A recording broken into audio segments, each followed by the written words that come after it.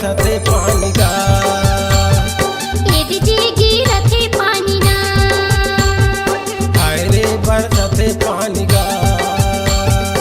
एद जी गिरथे पानी ना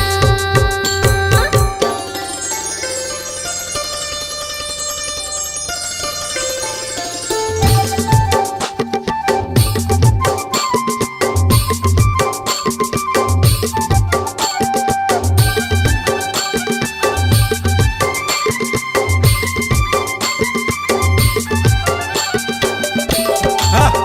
चल रे ता ता ता ता ता ता।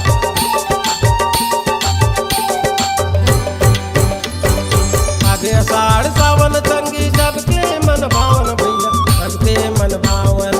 आगे आषाढ़ सावन संगी सबके मन भावन भैया सबके मन भावन झिमिर झामर पानी गिरे दिखल कंद मितानी गिरथे पानी गा हाय रे बरसते पानी गा एद जी गिरथे पानी ना नागर बैल धर के बरसाती कुमरी ओढ़ के करबो किसानी गा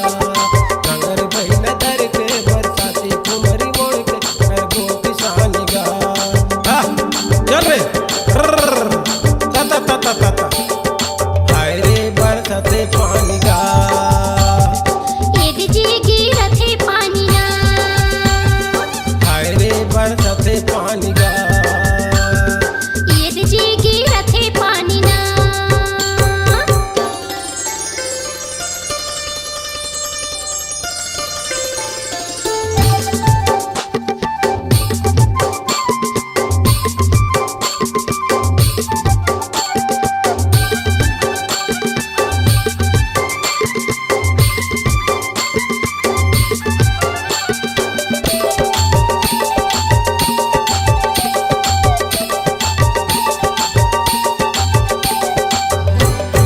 सीधा कमर धान धर के लुसुर लुसुर रेंगा लुसुर लुसुर रेंगा बिजहा कांवर धान धर के लुसुर लुसुर रेंगा संगी लुसुर लुसुर रेंगा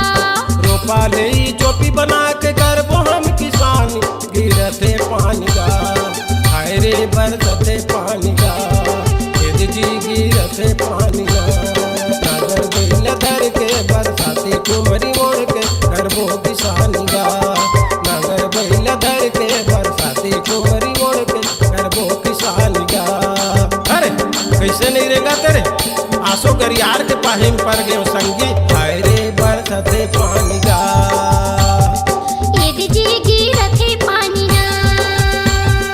हाय रे बरसते पानी गा एद जी गिरथे पानी ना